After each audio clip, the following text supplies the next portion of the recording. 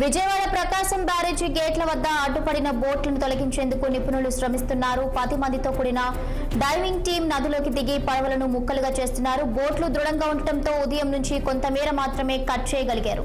దీంతో ఈ ప్రక్రియ మరికొన్ని రోజులు పట్టే అవకాశం ఉందని అధికారులు అంటున్నారు.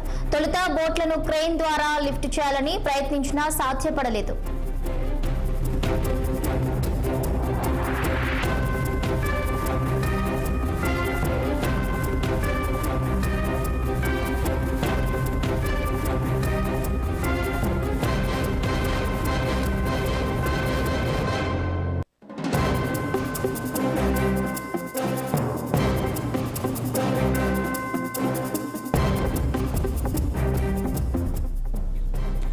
విజయవాడ ప్రకాశం బ్యారేజీ గేట్ల వద్ద అడ్డుపడిన బోట్లనైతే తొలగించేందుకు నిపుణులు శ్రమిస్తున్నారు. దీనిపై మరింత సమాచారం మా ప్రతినిధి కృష్ణ అందిస్తారు. కృష్ణ,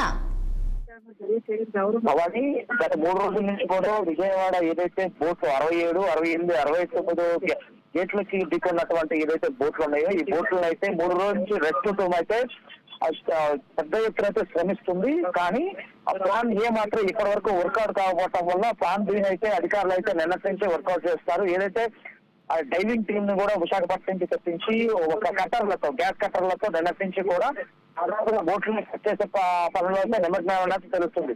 ఆ పెద్ద బోట్లు అవటం దాని తోడు ఇసుకతో నిండి ఉన్న బోట్లు అవటం వల్ల కాస్త ఏదైతే ఈ బృందానికి అయితే కాస్త రిస్క్ గానే ప్రస్తుతానికైతే కొనసాగుతుంది. ఇసుక కూడా అదేవిధంగా అండర్ వాటర్ లోకి అంటే నీటిలోకి వెళ్ళి ఈ బోట్లను సెట్ చేసే ప్రక్రియ అయితే ముక్కలుగా అయితే కట్ చేస్తున్నారు.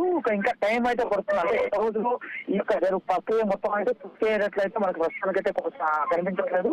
దాదాపు 4-5 రోజుల పాటు ఈ యొక్క ప్రక్రియ కట్ చేసే ప్రక్రియ పడుతుందని చెప్పేసి కూడా ఇక్కడ ఉన్న అధికారులు అయితే చెప్తున్నారు. దాదాపు 10 మంది సిబ్బంది ఈ యొక్క ఏదైతే ఈ బోట్లు ఈ కట్ చేసే ప్రక్రియ ప్రస్తుతానికి అయితే కనిపిస్తుంది.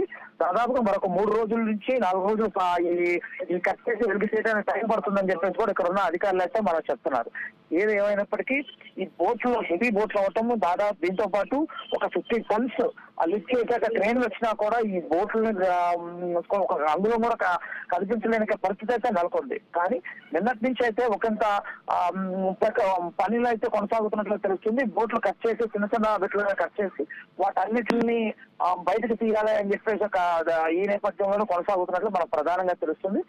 దాదాపుగా మరొక కొద్ది రోజులు ఈ ఒక ప్రక్రియ పడుతుందని చెప్పేసి కూడా అధికారులు అయితే చెప్తున్న పరిస్థితి కనిపిస్తుంది.